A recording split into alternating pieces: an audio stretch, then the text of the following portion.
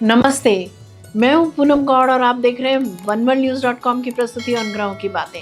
आज के प्रोग्राम में बताऊंगी आज का पंचांग, हर राशि का राशिफल, कहानी किस्से में एक रोचक सी कहानी सुनाऊंगी और आखिर तक मेरे साथ जुड़े रहिएगा। जिनका जन्मदिन है उनका वर्षफल बताऊंगी और साथ में साल भर के उपाय भी। शुरू करते हैं आज के पंचांग से। आज सोमवार 11 मई 2026 है। ज्येष्ठ का महीना चल रहा है। कृष्ण पक्ष की नवमी तिथि रहेगी दोपहर 3:24 तक और उसके बाद में दशमी। शतभिषा नक्षत्र रहेगा रात्रि 1:28 तक और उसके बाद में पूर्व भाद्रपद। इंद्र योग रहेगा रात्रि 1:04 तक और उसके बाद में वैधृति योग। 1.5 घंटे के लिए राहु काल रहेगा प्रातः 7:30 बजे से 9 बजे तक। दिशा शूल रहेगा पूर्व। आज कहानी किस्से में एक रोचक सी कहानी सुनाऊंगी। बात करते हैं राशिफल की। मैं यहाँ बता देती हूँ कि मैं राशिफल चंद्र राशि से या नाम अक्षर से बताती हूँ। शुरू करते हैं मेष राशि से। आज आर्थिक स्थिति सामान्य रहेगी लेकिन अचानक खर्च हो सकता है। विद्यार्थियों के लिए दिन एकाग्रता बढ़ाने वाला रहेगा। प्रतियोगी परीक्षाओं की तैयारी में प्रगति होगी। प्रेम जीवन में जल्दबाजी या गुस्से से बचना जरूरी है, अन्यथा गलतफहमी हो सकती है। वृषभ राशि। परिवार में शांति और सहयोग बना रहेगा। आर्थिक स्थिति मजबूत हो सकती है और धन लाभ के अवसर मिल सकते हैं। विद्यार्थियों के लिए दिन अनुकूल है। पढ़ाई में अच्छा परिणाम मिलेगा।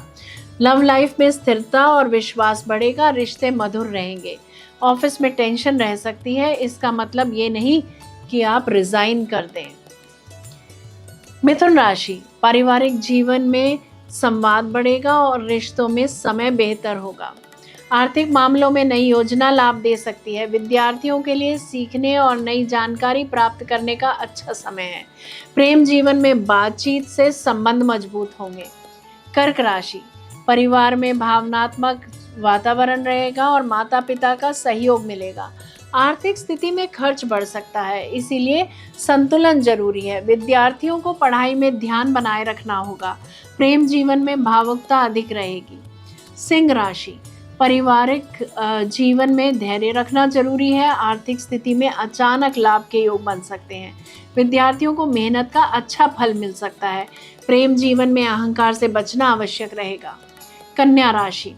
परिवार में शांति बनी रहेगी और वातावरण सामान्य रहेगा। आर्थिक स्थिति स्थिर रहेगी। विद्यार्थियों को नियमित पढ़ाई से लाभ मिलेगा। प्रेम संबंध सामान्य रहेंगे। तुला राशि।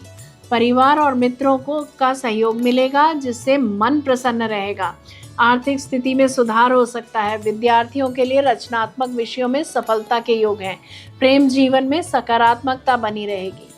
वृश्चिक राशि।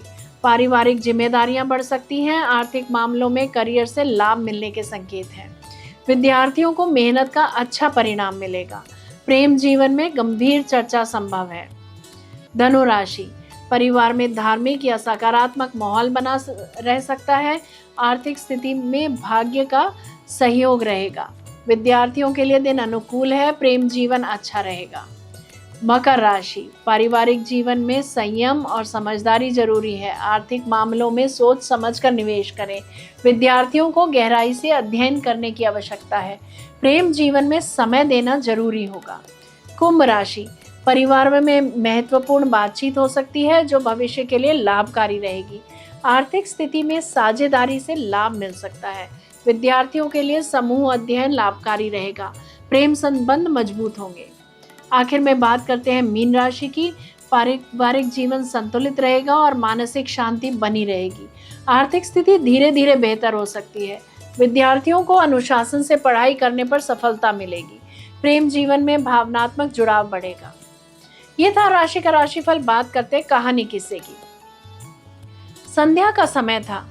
आसमान हल्के सुनहरे रंग में रंग चुका था और गांव की पगडंडी पर संत दादू दीनदयाल जी अपनी भिक्षा यात्रा पर निकले हुए थे। उनके चेहरे पर अद्भुत शांति थी, लेकिन उस रास्ते पर एक ऐसा घर पड़ता था जहां से गुजरते ही वातावरण बदल जाता था। उस घर में रहने वाला व्यक्ति दादू जी का कट्टर निंदक था। जैसे ही वह संत को देखता उसके चेहरे पर तिरस्कार उभर आता। देखो, फिर आ गया यह बड़ा संत, बड़ा ज्ञानी बनता है। वह तरह तरह के आरोप लगाता, कठोर शब्द बोलता और फिर अंदर चला जाता। पर आचार्य की बात यह थी कि दादूजी हर दिन उस रास्ते से गुजरते। कई बार तो जब वह निंदक दिखाई नहीं देता तब भी दादूजी उसके घर के सामने कुछ क्षण रुकते, जैसे किसी का इंतजार कर रहे हों। एक दिन, फिर दूसरा दिन, और फिर कई दिन बीत गए। वह निंदक दिखाई नहीं दिया। इस बार दादूजी ठिठक गए। उनके चेहरे पर चिंता की रेखाएं उभर आई। उन्होंने आसपास के लोगों से पूछा, भाई, वह व्यक्ति कई दिनों से दिख नहीं रहा, सब कुशल तो है? एक बूढ़े ग्रामीण ने भारी आवाज में कहा, महाराज, उसका देहांत हो गया। यह सुनते ही जैसे समय ठहर गया। दादूजी के हाथ कांपने लगे, आंखों में आंसू भर आए और फिर अचानक वे जोर जोर से रोने लगे। शिष्य यह दृश्य देखकर स्तब्ध रह गए। एक शिष्य ने साहस करके पूछा, गुरुदेव, आप क्यों रो रहे हैं? वह तो आपकी निंदा करता था। उसके जाने पर तो आपको प्रसन्न होना चाहिए। दादूजी ने आंसुओं से भीगी आंखों से शिष्य की ओर देखा और धीमे स्वर में बोले, तुम नहीं समझे, वह मेरा सबसे बड़ा हितैषी था। शिष्य आश्चर्यचकित रह गया। दादूजी बोले, जब जब मेरी निंदा करता था तब तब मुझे यह याद दिलाता था कि मैं कोई महान संत नहीं हूँ। वह मेरे अंदर अहंकार को पनपने नहीं देता था। उसके शब्द मेरे मन का मैल धोते थे। कुछ क्षण रुककर उन्होंने गहरी सांस ली। अब उसके जाने के बाद मुझे सच बताने वाला कौन रहेगा? मेरे दोष दिखाने वाला कौन होगा? पूरा वातावरण मौन हो गया। शिष्य की आंखें भी नम हो गई। उसे आज समझ आया कि सच्चा संत वही होता है जो निंदा में भी उपकार देख सके। दादूजी ने आकाश की ओर देखते हुए कहा, निंदक नियरे राखिए, आंगन कूटी बनाए, बिन पानी साबुन बिना निर्मल करे सुभाए। उस दिन शिष्य ने सीखा, जो हमें हमारी कमियां बताता है वह हमारा शत्रु नहीं, हमारा सच्चा मित्र होता है। और दादूजी वह उस पगडंडी से आगे बढ़ गए, लेकिन उनके आंसू यह सिखा गए कि विनम्रता ही सच्चे संत की पहचान होती है। जरा सोचिए, बात करते हैं जिनका जन्मदिन है। आप सबको जन्मदिन की हार्दिक बधाई व शुभकामनाएं।